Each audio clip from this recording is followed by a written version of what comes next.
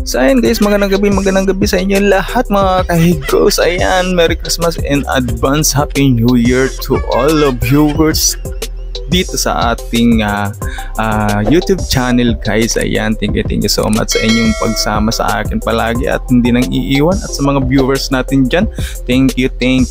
For today's video guys, nais ko lang ibahagi sa inyo ang aking experience na naman ngayon na mainit-init pa sa Facebook na hindi ko alam dahil hindi po tayo updated sa mga bagong policy ni Facebook or ni Meta sa mga ipinagbabawal at hindi mga ipinagbabawal. So ayan guys, nais ko lang ibahagi sa inyo sa mga hindi pa nakakaranas at hindi pa nakakaalam ng mga bagong bawal sa policy ni Meta sa Facebook natin dyan. Dapat nyo itong malaman dahil guys, napaka-importante nito guys. So ayun guys, unang-unang experience ko dito guys na hindi talaga ako na-inform or hindi ako nagbabasa ng mga policy ni Meta. Yung paglalike ng sobra guys, yun sa paglalike yung una, yun yung naranasan ko dito sa Facebook at na-restrict tayo in 24 hours guys lang naman.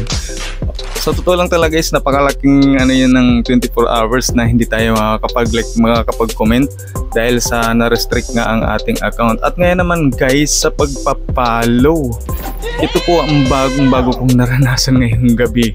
Ngayong gabi lang talaga guys. Although mare-restrict lang naman tayo in 1 hour, okay lang naman yun.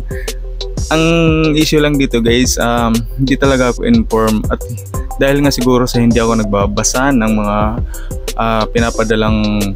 pinagbabawal ni Meta or mga policy na dapat natin binabasa din paminsan-minsan, siguro dahil sa pagiging tamad ko rin magbasa ng mga pinapadalang mensahe ni Meta or ni Facebook guys, kaya hindi tayo na-inform or hindi tayo updated. Kasalanan ko na rin naman yata yun guys.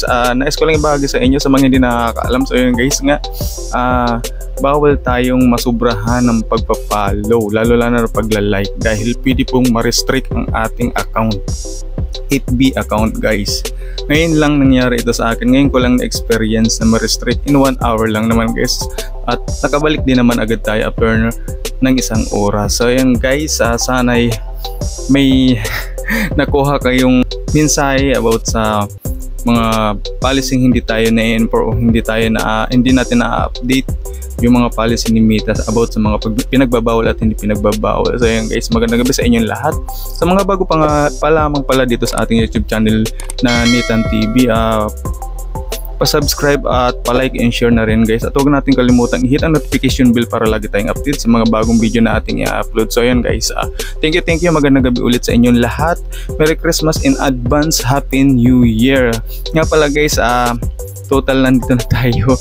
Sasamantalahin ko na sa ating mga kababayan dyan, lalo na sa pagsalubong ng bagong taon. Mag-ingat po tayong lahat guys, mga lods, mga kahigos. Sa paputok, kung maaari bilhan na lang natin ng turutot yung ating mga anak, or wag tayong lalabas sa oras ng putukan. Alas 12 yan guys, mga kahigos. Mag-ingat tayo dahil delikado para sa ating mga anak, kahit tayo mga matatanda na. Ingat-ingat na lang sa inyo guys. Thank you sa inyo lahat. Hanggang dito na lang guys ang ating maikling video.